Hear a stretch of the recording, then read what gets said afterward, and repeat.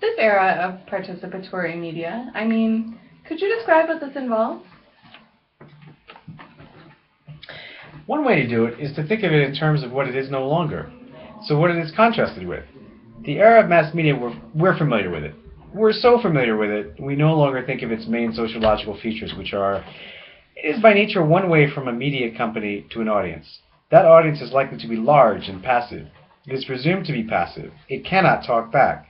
The audience will not talk amongst each other. They are essentially held captive during the, for instance, broadcast, so that the media company can serve advertising during its broadcast. All of these features that I've just pointed out will be turned on their heads in the era of participatory media. So, in the participatory era, media is no longer delivered one way from a media company to an audience, but two-way, and, in fact, will be delivered by audience members to other audience members. So the distinction between creators of media content and audiences that consume it, if you will, first gets blurry and then disappears completely. So everybody becomes a creator.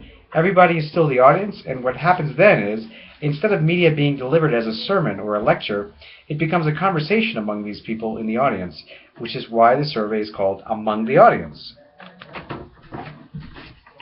So, what evidence is there of this already happening?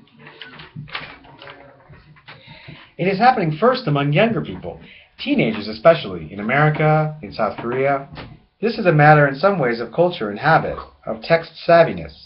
Obviously, older people who are used to turning on the news, let's say in America for the broadcast evening news at 6 p.m. at night, they will not change their habits overnight, which is why I say again and again, this is a gradual thing.